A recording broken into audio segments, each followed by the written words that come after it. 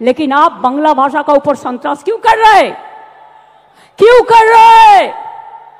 बांग्ला आजादी का लड़ाई में लड़े थे, बांग्ला नवजागरण किए थे, बांग्ला जो कर सकता है और कोई नहीं कर सकता है।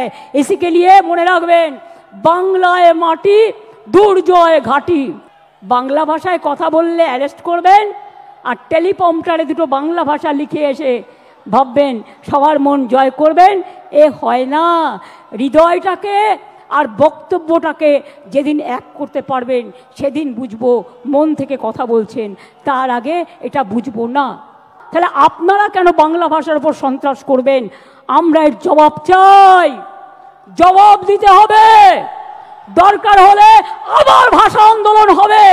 দেখতে চাই কত সাহস আছে আপনার, কত জেল আছে, কত কাস্টডি আছে, কত ডিটেনশন ক্যাম্প আছে।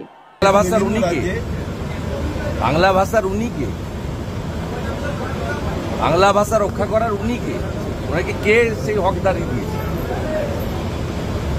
এটা দেয়নি। যেদিন প্রণব মুখার্জিকে রাষ্ট্রপতি করার কথা বলা হয়েছিল বাঙালিকে, সেদিন প্রথম বিরোধিতা উনি করেছিলেন। আর উনি যে পার্টিকে গালাগালি করেন সেই পার্টিটাকে বাঙালি প্রতিষ্ঠা করেছে, ডক্টর শ্যামাপ্রসাদ মুখার্জি।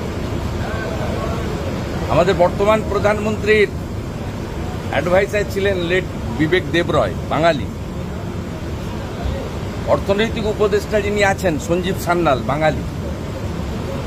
কয়েকদিন আগে কেন্দ্রীয় সরকার একজন কৃতি অধ্যাপক অসীম ঘোষকে হরিয়ানার রাজ্যপাল করেছেন বাঙালি। সব কথা এখানে না বলেই ভালো। ও জানে না হিন্দুদের কোনো ধর্মীয় মন্দির